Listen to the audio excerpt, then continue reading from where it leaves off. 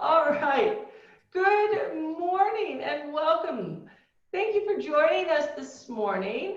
We're just gonna get started here and wait for all of you to roll in for our webinar this morning on Shopping Ain't What It Used to Be, turning e-commerce on its head.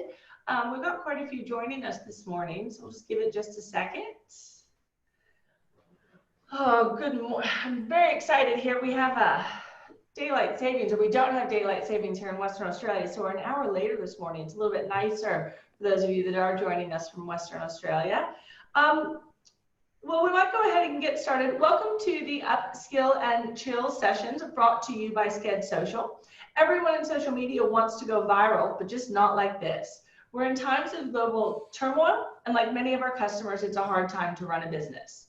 This webinar is about e-commerce and pivoting your business online. We hope it will be a frank chat about brand messaging and keeping in touch with customers in the time of COVID-19. The way we shop has been changing, but nothing is going to propel it faster than these current times. My name is Meg Coffey, and I'll be your facilitator for this session. You can find me on Twitter at TexanMeg. Thank you for joining us this morning for what I hope will be a fun and robust chat. A little bit of housekeeping. The formatting is pretty simple here. We've got 3 panelists that are going to join us. They're from different parts of industry, and they're going to share our thoughts. When we're done, we're going to open it up to Q&A. So the best way to get involved is to use the Q&A feature here on Zoom. Now, we are broadcasting this live on Facebook, so if you're watching along on Facebook, feel free to leave comments leave questions in the comments, and we'll be watching those as well. Then, of course, this will be recorded and sent out to everyone that couldn't join us or for you to re-watch. All right, are we ready to get into it this morning? All right, first up, we've got Tim Doyle joining us. He's from Eucalyptus, which is a healthcare and e-commerce brands like Kin Fertility and Pilot. He was previously the head of marketing for online mattress company Koala. Morning, Tim. Morning, everyone. E-commerce has had to make some fast changes, and Tim's going to show us how to best follow.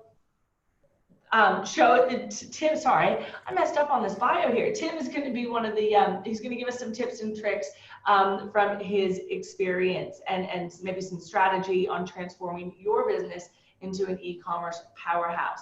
You can find Tim on Twitter at _Tim Doyle. Laura Dew is joining us. She's the director of The Wonder Co., a marketing and PR consultancy based in Perth. Morning, Laura. Morning. They specialize in working with tech, lifestyle, retail, and hospitality industries with extensive experience launching brands and products in cities throughout Australasia. Laura's going to help give us some insights into marketing or branding our company, especially in the e-commerce industry. And you can find Laura on Twitter at Find Laura on Twitter at DoLaura. All right. And lastly, we've got Hugh Stevens joining us, and Hugh's the founder of Sked Social. Good morning, Hugh. He knows audience targeting and messaging like no one else in the business. Hugh can't wait to discuss technology's role in today's messaging and branding experience and how we can all move forward most efficiently. You can find Hugh on Twitter at Hugh Stevens. And then you might see my blonde dog walking behind us. I apologize for the furry. Hopefully he'll be quiet. That's Henry the Labradoodle, a 35-kilo lap dog. All right, but enough about us. Hopefully today we're going to learn how to weather this storm that we're in, and we're going to learn about the right way that we should be engaging with our customers and fan bases. Now, we do also have a poll that we're going to be running at different times, and I'm going to rely on Hugh to get that poll up and running for us. The very first question that we're going to ask, the most important question, dogs or cats? Which one is it? As you've seen by the lovely blonde thing walking behind me, I'm all about dogs. And I'm happy to see the rest of you are too. Nice work. All about dogs. Outnumbered again, Hugh. Oh, we've got one for cats. It's at least one person that does cats, so. You know, cats aren't bad. They're just, dogs are way better. We've got a couple for both. Anyways, enough about the animals. We'll see how this poll goes, but I think that we know the answer. It is all about dogs. All right, so let's get started. And I'm going to ask, I guess, each of you, tell me a little bit more about your background and your business. And we'll start with you, Laura. How have your clients or even your business been impacted by Corona? Yeah, for sure. So, as you said, I have a marketing and PR consultancy in Perth, and we kind of act as the in-house marketing manager for startups and businesses that aren't really big enough to have their own marketing team yet. So we've got a range of clients from small independent restaurants to larger companies like Presso Tea, who have like 18 bubble tea stores across Australia. And we have seen, obviously, all the F&B businesses being impacted pretty hugely. So a lot of the restaurants, all of their sales been down like 80-90%, starting from about 2-3 weeks ago. And then we also have a lot of food product clients as well. And for those, they generally sort of have a 50-50 mix of being stocked within stockists, like grocers, but also being stocked in cafes and restaurants for use in their food. So they've seen really like all of the use within their cafes and restaurants go down significantly to nothing pretty much. And then obviously grocers are doing a booming trade at the moment. So that's kind of compensated and they're sort of even, but having to focus more on the grocers. And then all of our clients who can sell online that weren't already, we've sort of been setting that up for them over the last few weeks. Most of them had e-stores already, but if they didn't, we got them one, or we really, made sure that their one was up to scratch, given how much more demand there'll be for it now. Yeah, awesome. And Tim, how about you? I mean, you're sort of working in the e-healthcare, so your life would be very interesting at the moment. Yeah, it's interesting. You're right. It's interesting because we have a men's health clinic called Pilot and then a fertility clinic called Kin. And it's really interesting seeing basically some parts of our business have absolutely exploded. I guess the more essential medicine parts, and then some parts have had really drastic declines in demand in some of the over-the-counter more tangential stuff. So it's interesting having to rebalance the whole portfolio and the way that we spend and the way that we do the branding side of things for a time when consumer demand has shifted so much. Yeah. And Hugh, have you noticed anything in sort of the different things that you work with besides, SCED or any of the other projects that you're based with? Yeah, I guess, for us, a little bit like Laura, where we've seen some of our customers, have had a huge increase in business. And that's been interesting to see them have to scale up their operations and activities. And, suddenly they've got a whole lot of new users and new use cases they're trying to actually handle, while others have obviously had, the opposite effect. So I think it's a difficult time. So, for us, I think it's that there's that challenge at the moment of a lot of people in those kinds of more, let's call them essential services, whether it's grocery or whether it's, healthcare are seeing definitely a big bump. But then even then, it's not it's not just an increase in demand of what the demand historically used to look like in terms of the products that people were purchasing or the volume people were purchasing. You look at, who gives a crap and things like that, where it's suddenly with Australia's run on toilet paper, they sold out of all of their stock. And so, I'm sure that in terms of people who are selling those types of products, suddenly there is a big shift in the purchasing patterns compared to what you would normally see, in e-commerce. It's not just demand is up 20%. It's also that there's actually a huge shift in the types of products being purchased and the volume that people are purchasing them in. I had a friend say to me that he ordered, 2 boxes of the Who Gives a Crap toilet paper, and that's something like 96 rolls or something, because, he just was like, oh, maybe it's going to run out. And luckily turned out to be right. But, that I'm sure was a very different kind of purchasing pattern that they saw very suddenly overnight, even from their existing customers before you start adding on, new customer demand into the mix. So I was talking to Simon from Who Gives a Crap last week, the founder, and he was telling me that it's caused a lot of angst internally because they've had to ramp all of this demand really quickly, and yet they have no certainty over whether any of these customers will actually stick around or not. And so there is an inherent risk in scaling up volume of supply chain in order to then handle a situation where people might be they don't make money on the first transaction necessarily. So if people don't stick around, it actually could be a huge liability for their business. Yeah, that's interesting. So as we notice, I guess that purchase behavior is changing. Does that mean our communications and the way that we're communicating is changing? Should we be communicating more? How are your brands handling communications at the moment? On my side, I think like what's been interesting is like I've never been in a situation before where like one issue hangs over everything. So every piece of communication is contextually placed in a world where people at home are isolated or, you know, dealing with the ramifications of COVID. So like I think any communication that we've put out that is like just completely unaware of its context has fallen miserably, and yet everything that has been like contextually relevant or aware has like spiked massively. And so it's like I've never like had such a fast reskin of all of our comms for a different world, and yet like when we've done that, we've seen like really strong results out of it. Yeah. Laura, anything to add to that? Yeah, I would 100% agree. I just felt like, you know, particularly sort of 3 weeks ago when we were sort of getting a new, like the PM was saying something new every other day. We were having to change our comms, and for some of our clients, like change the offering almost every other day, and the messaging had to go along with that.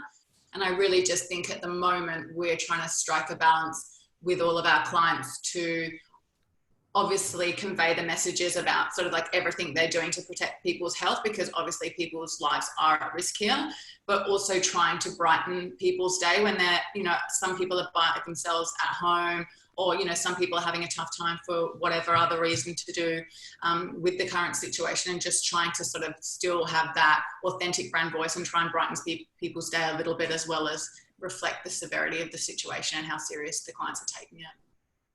Yeah, no, I think that's important, finding that happy medium, because we still need to market to them, but you do want to be sensitive and you want to understand, you know, like I know that in the beginning, there were some people asking me some questions about social media and Corona. And I was like, you know, we have to be careful because people are dying here. This needs to be serious, but we can have a little bit of fun. Tim, you've had experience with challenger brands in the e-commerce space. Would you say now is as good a time as any to be thinking outside of the box and trying a different approach? I think it's not a uniform yes or no, right? I think there are parts of this opportunity that are like remarkable, right? For one, like Facebook CPMs, like it's like Facebook over the past 5 years has probably tripled in cost. And yet at the moment it's back down to half of what it was, you know, a month ago. And that creates opportunities where like the room you have to hit your audience for an affordable amount of money is remarkable, right? So like whether or not they're transacting now, there's something there in the fact that there is a big, cheap audience, highly engaged, unlike ever before. And so like there is some role to play. There's definitely some role for like new messaging in a world where things are so cheap to do that messaging, even if the purchase behavior doesn't correlate with it. And then I think the second element of like the opportunity in challenger brands is like all of the big existing retailers and like kind of hospitality players are hurting and are inflexible, right? So the opportunity to build flexibility around those players and be like, well, we're the first to react and we're being the fastest to react to it, like whether it be delivery and hospitality or like e-commerce shipping schedules or whatever. If you can be more flexible by the nature of being smaller, then I think that's a significant opportunity as well. Yeah, definitely. And Laura, a lot of your clients have had to completely change their approach and are perhaps attempting e-commerce for the very first time. How important is communication at the moment? Yeah, I mean, it's more important than ever. And I think what we're definitely trying to do more than ever is really listen to the customers before we change the product offering or the way that it's delivered or the way that it's packaged or whatever it may be. I think people are being more vocal than ever on social to all of our clients about what they need, because obviously their situation has changed, and really trying to listen to that and craft the product offering around that feedback, and then also all the comms as well. Henry's going crazy in the background there. Sorry. Everyone's just watching the dog like. I'm so sorry about that. If I had closed the door, he barks, and so I figured the running back and forth was better than barking. I'm so sorry. It's so unprofessional. Yeah, no, I think what you said about, you know, before you change the offering, it's find out, is that what your customer is actually wanting from you? Yeah, I mean, Hugh, do you have anything to add to that? Yeah, I mean, I think, you know, like we're, like a lot of brands, like we're to a degree still playing catch up and planning things almost on a day by day basis in terms of how we respond and how we sort of support and pivot our messaging to customers. And that's also shifting because, you know, for some of our customers, you know, like there is this is a major business continuity issue or even a business survival issue. while for others it's more a thing where they're just kind of refocusing down and potentially doubling down on social compared to billboards or other traditional out of home, whatever it might be. And so for some of them, it's suddenly this has become a much more important channel. And I think for a lot of brands, even in those spaces like hospitality and things like that, those social channels have become very important as a driver for that e-commerce checkout. A good example is even with us is, there's a sort of higher end restaurant nearby that's doing kind of like a weekly take home meal with a live stream of, the chef of the restaurant, showing people how to cook it, like in that sort of, I guess, high end Marley Spoon kind of model. And they've had to obviously shift all of their marketing to, purely online because of course, to actually get it, you've got to, go through an e-commerce purchase funnel. And that's an entirely new skill for them when they're used to obviously people just coming into the restaurant off the street. So, or relatively speaking, off the street. And so, I think there is this big shift that people are having to go through. And, we're sort of seeing it balance both ways in that sometimes it's a scenario where they're sort of saying, no, we're just going to step back and sort of say less. While others have sort of said, no, on social, we're going to try and say more. Yeah. Well, I guess, so it's not just social, but it's making sure that your website is up to the traffic. It's making sure that your other bits are up to the traffic, I guess. Are any of your e-commerce clients acting differently at this time? Anyone? In terms of like the actual supply chain side of things and like managing the technology infrastructure, I think what we have seen is like supply chains are incredibly unpredictable at this time. And I think like so for example, one of our brands does like the contraceptive pill. And the issue that has been there is there's been like national shortages in like 30% of the main SKUs. And so there's not exactly a lot of freedom on our part to like solve for that problem. So like, I think our response has been to like over communicate, and people have been very willing to be flexible in a world where like they know that like this is, unprecedented and difficult times. And so I think like placing your comms in the context and being like, hey, like supply chain is hard and we're doing our best, earns you a lot of, and earns you the right to be a bit more flexible with your customers. Yeah, definitely. So how do you guys feel? I mean, how soon is too soon to return to business as usual when it comes to sales and that sales message? I mean, is there a business as usual that we will return to, or is it completely, is it all different now? I found it interesting watching my former employer, Koala, go about this time where they essentially tried to front run the worst of the crisis by running a whole lot of discounting as things were worsening. And I was like surprised at some level, like this is a bit risky from a brand perspective, but also it seemed to work quite well for them. So what they did is they ran like top of funnel, they replaced all of their TVCs and radio with like support small business, support local, very brand focused messaging. And then in the mid funnel, they went into full on discount mode with like a sale with where you got a $200 Uber Eats voucher if you bought a mattress. And it worked quite well for them. So I think like business as usual, I think like is a bit of a strange term anyway, because it's like things are always like kind of moving. But I think like the tactics at which you utilize in order to kind of drive sales, if you can place them in the right context and get the comms right, like they kind of always will continue to work. I mean, like you would think mattress sales would be down massively, right? But yet they've managed to be able to maintain at least flat sales by like restructuring their offering to a world where people are a bit, wanting a bit different things. Maybe people want a better bed now that they're going to have to spend more time in it. Yeah, maybe, right? Like maybe that's the messaging, right? You got to like I'm sure they've tried that and seen how it's gone, and maybe it's worked well. I haven't paid that much attention to it, but like, it's just interesting how they've like placed their offers around context rather than being like, oh, nobody will be shopping for mattresses. Like maybe the consumer is just a little bit different. Yeah, because I think I was reading something yesterday that the sex toy sales in Australia have absolutely skyrocketed. Yeah, I actually saw a search ad from Love Honey yesterday, which was like, yeah, it suggested that they were doing really well out of the whole thing. So, whatever. Yeah. Some products will do well. Yeah, exactly. Laura, I mean, how do you feel about sales and returning to sales? I think kind of what Hugh said a little bit before about how it really is just changing all the time. Like it's the $1 million question, right, that everyone is asking, like, when is this going to be over? And I just think, you know, we all sort of have like a 6-month mark in mind, but we're really just, everything is changing so quickly. We're really just sort of taking it week by week at this point in time. Yeah. Hugh? I mean, I think there's an interesting one here where, and I'm curious to see how this plays out over time, is whether or not the kind of this pandemic essentially has actually expanded market for e-commerce companies, in the sense of, for that, you know, percentage of the curve that still are reticent or hesitant at buying things online.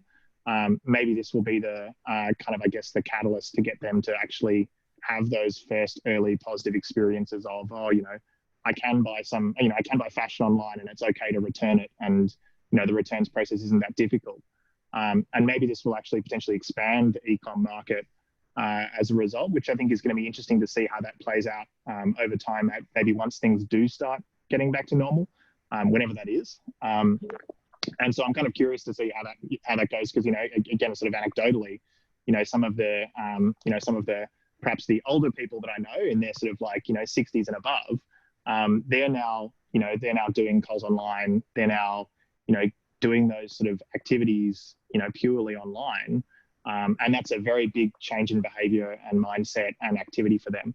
And so one side is to say, I'm surprised that they're actually able to, and it's probably a testament to the fact that the e-com websites are a lot better than they used to be. But then the other side is that, you know, this is born that necessity, and, you know, we'll see what happens afterwards and whether they do continue to show the same behavior. Any advice for those who are just getting started or having to transition themselves at the moment into e-commerce? The advice that I always give to those making transition into e-commerce is to be like super disciplined. I think like the temptation is to be like, look at all of these cool things we can do, look at all the variety of things we can do, look at all the different ways we can communicate.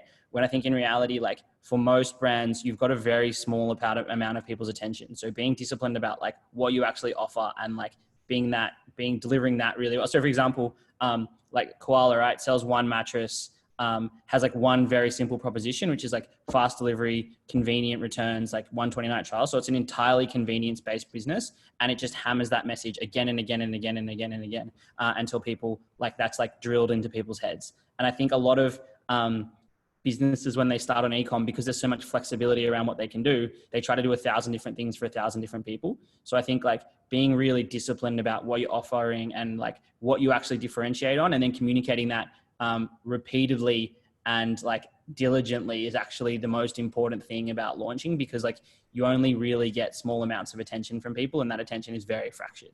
And so like I always see this mistake being made where it's like, look how good we are at all of these different things because this is how we operate in a retail world. And then you shift and you only have a small opportunity, and you waste that opportunity by mixed messaging. Yeah. Laura?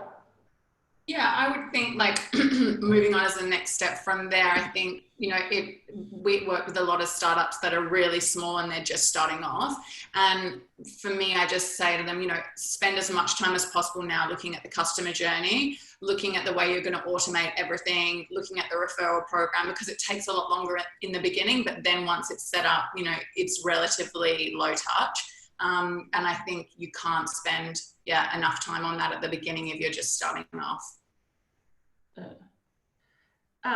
So how far ahead are you guys planning things at the moment? I know, Laura, you touched on the fact that a week ago it was changing every day because the Prime Minister was changing things. But how far ahead are you guys planning? Have you even attempted to reforecast or reset KPIs yet? So what we have been doing is being like, at some level, we'll have to be extremely responsive to what happens on a day-to-day level. So I think like operationally, we've been trying to keep the team focused on the things that are changing day to day.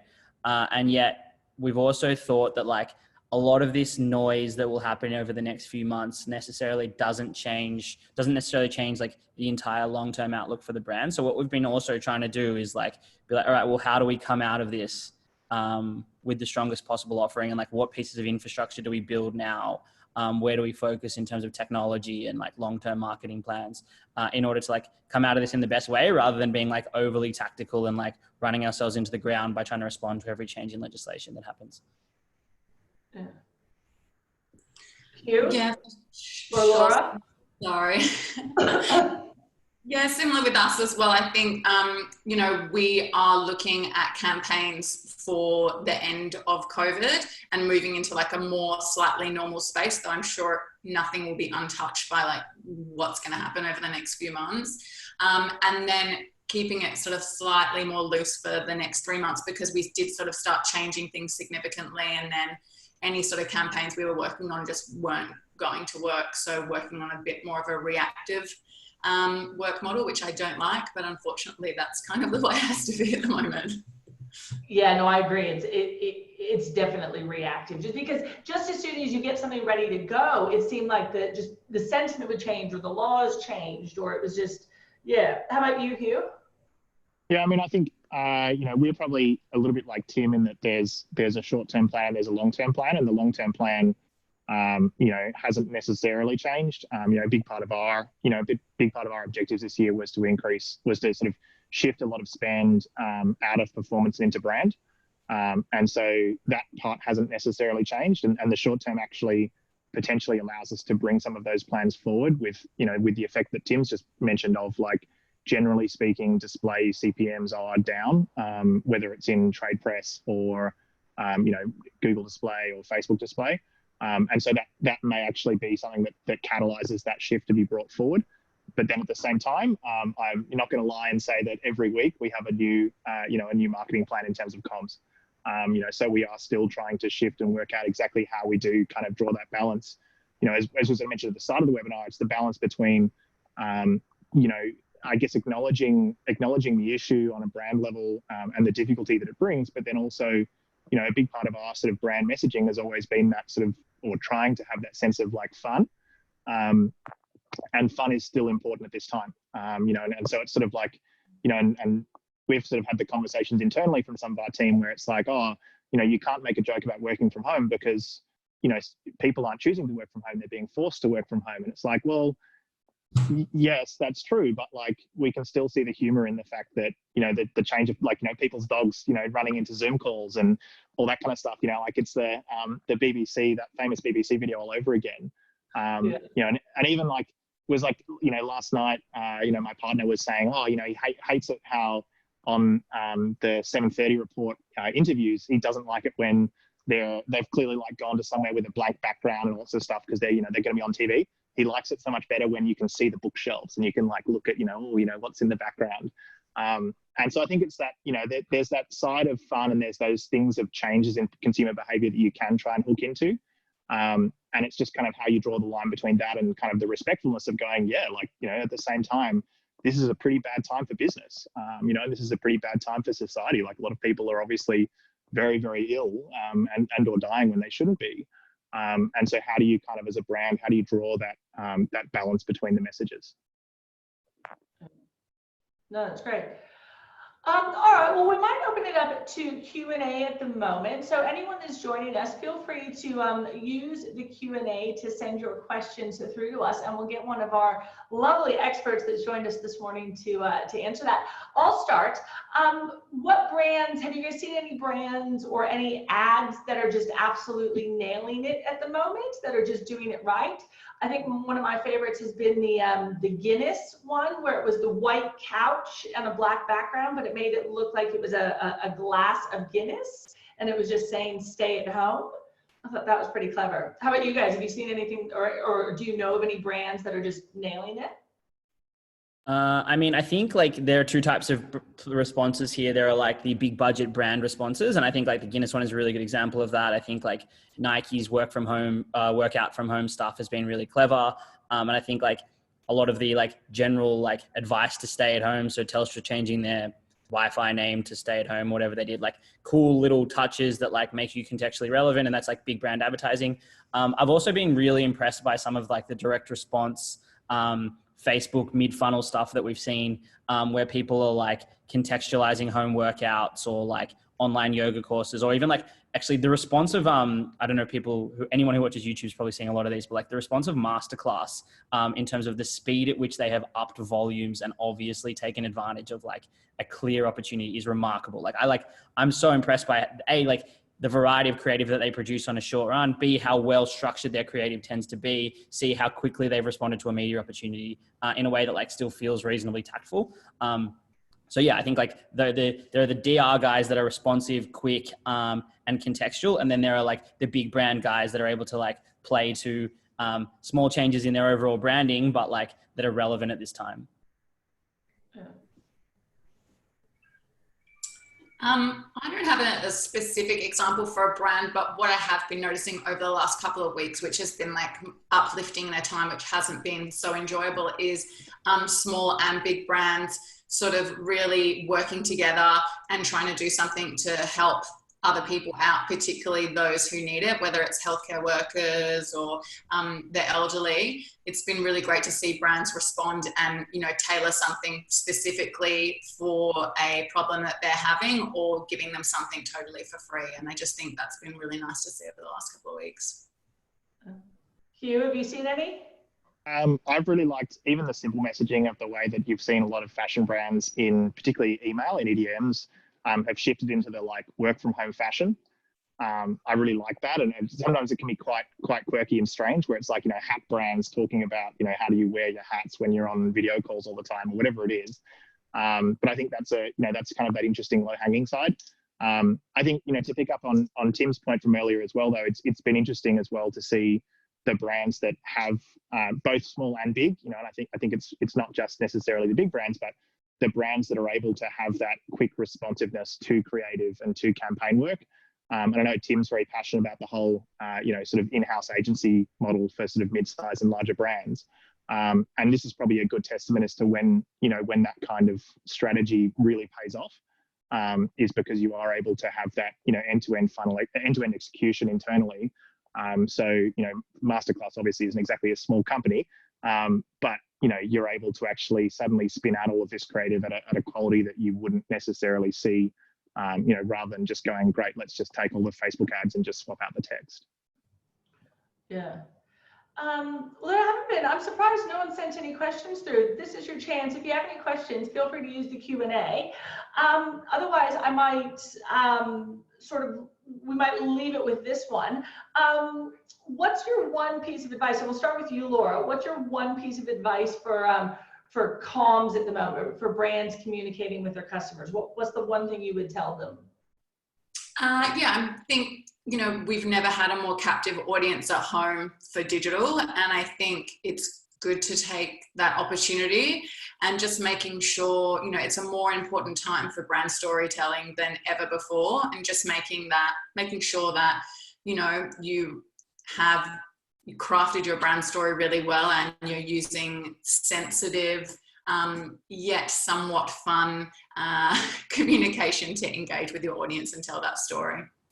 Yeah, I love it. Tim? I think like know where you're relevant and know where you're right to play is like, I think like the turn it up v turn it down question is the like first and most fundamental question. I think the like where can you be helpful, where can you be valuable is the second key fundamental question. And then like off the back of that, you then dictate like what your tone is. So like if you are not essential to people's lives, but also a source of entertainment, then like great, play in that space. If you can be essential to people's lives and like provide some value or shift your business slightly to provide that value, fantastic, talk about that. But like key decisions are up v down, and then where you fit into people's lives and the importance of the role that you play. Yeah, awesome. Anything to add, Hugh? I would say take it as an opportunity to grow audience as well. You know, whether that's collecting emails, whether that's, you know, building followers, whatever it is. Now is also a good time to just, you know, spend some time on that in the expectation, particularly if you know that consumer spend is going to be delayed until things perhaps start recovering. You know, make sure you are collecting emails and stuff like that along the way so that you're able to actually, you know, have that in place for when things do start recovering. Sure. And, you know, to do that without being too, I think, you know, coming back to the question earlier, something I was just thinking of in that context was with people who first start with e-commerce.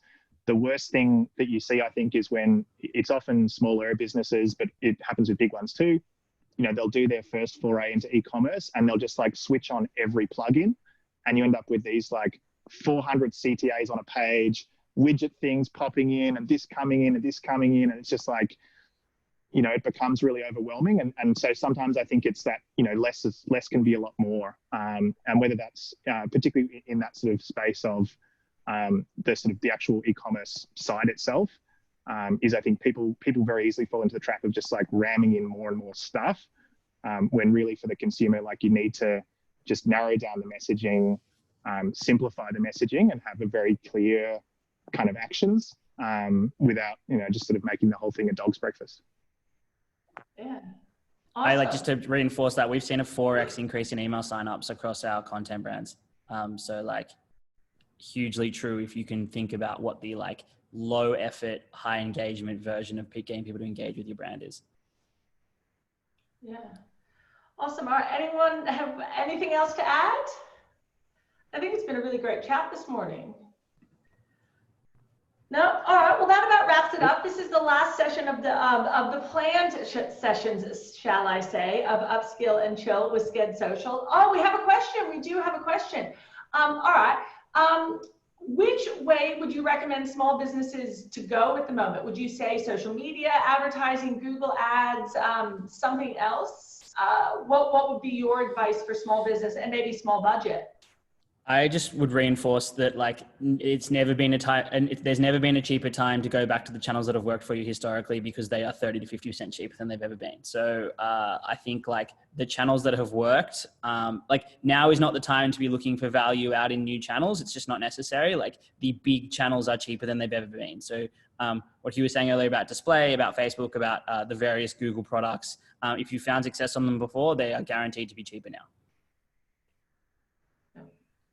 Agreed? Yeah? All right, well then, if that's it, thanks for the question, Sam.